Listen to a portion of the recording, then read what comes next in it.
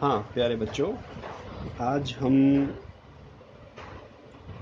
Class 10th का first chapter start करने जा रहे हैं। इसमें आप सबसे पहले पढ़ेंगे यूक्लिड विभाजन प्रमेय का। यूक्लिड विभाजन प्रमेय का क्या है? 23 को भाग करें अगर हम 2 से, तो अगर हम भाग करेंगे 23 को भाग करें अगर हम 7 से, तो ये आपके पास आएगा 7 से भाग करेंगे 7 तिया 21, शेष बच गए 2। ये आपके पास भागफल हो गया, ये शेषफल हो गया। तो आप दोबारा से इसको ऐसे लिख सकते हैं, 23 बराबर 7 को 3 से गुणा करेंगे, 7 गुणा 3 जमा शेषफल जो भी बचा वो जमा 2। ये जो 3 आया इसको बोलते हैं क्यू, कोशंट भी बोलते हैं, इसको भागफल भी बोलते हैं, आर को शेषफल बोलते हैं और रिमाइंडर बोलते हैं।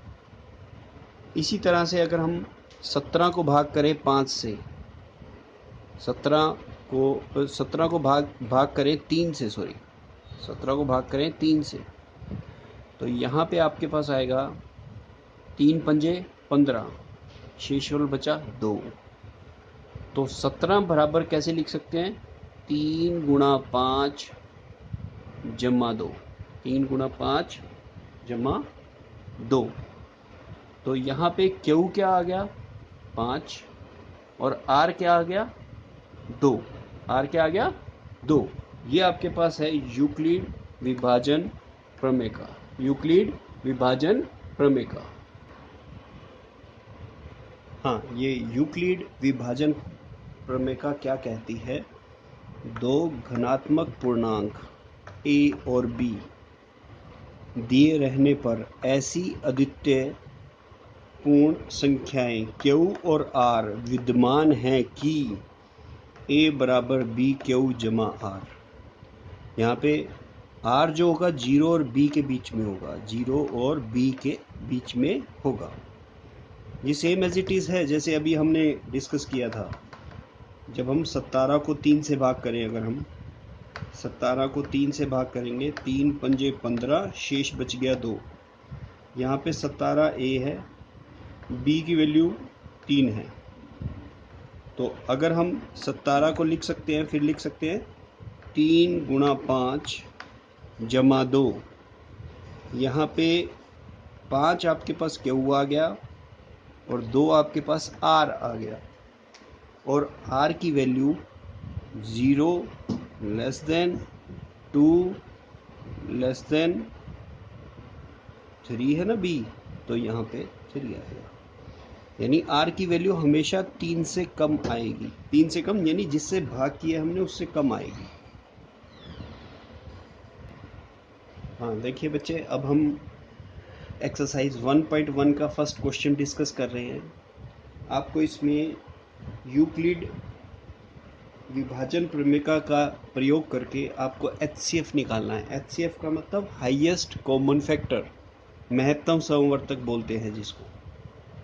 HCF हमने निकाला, लिखा 135 और 225। पहले इनमें से देखिए कौन सी बड़ी रकम है। 225, तो 225 को 135 से भाग किया, 1 पे जाएगा 135, शेषफल आ गया 90।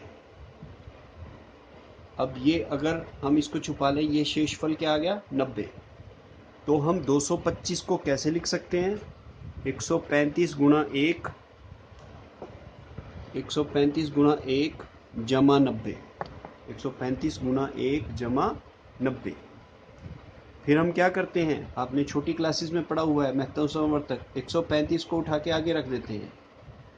अब इसको 90 1 पे जाएगा, 90 आ गया, और सब्ट्रैक्ट करेंगे, घटाएंगे तो क्या आएगा? 45। अब सेकंड प्रोसेस को हम लिखेंगे पूरा कंप्लीट। सेकंड प्रोसेस को क्या लिखेंगे? 135 बराबर 90 गुणा 1 जमा 45 लिख दिया। अब तीसरी प्रोसेस, हम 90 को उठा के इधर रख देंगे, देखो ये पूरा चला जाएगा, 45 को 2 से गुणा करेंगे, 90 आ जाएगा। 90 बराबर 45 गुणा 2 जमा 0, यहाँ शेष कुछ नहीं बचा, 45 गुणा 2 जमा 0। तो HCF कितना आ गया 45। HCF कितना आ गया 45। ये प्रोसेस तब तक करनी है जब तक यहाँ 0 नहीं आता, और ये आपका लास्ट HCF होता है 2 नंबर का। हाँ देखिए बेटा, अब सेकंड क्वेश्चन हम डिस्कस कर रहे हैं, इसी का ही फर्स्ट का सेकंड पार्ट। 196 और 38220 का HCF निकालना है हमने।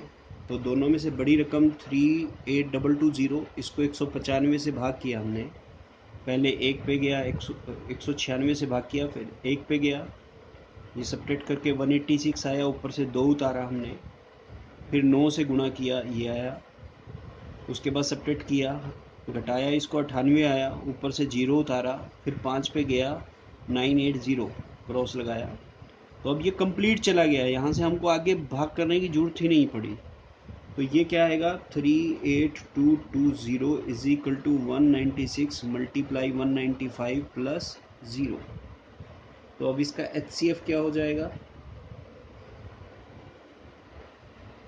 196। ये आंसर आ गया। इसी तरह आप इसका तीसरा पार्ट आप खुद करेंगे, ट्राई करेंगे।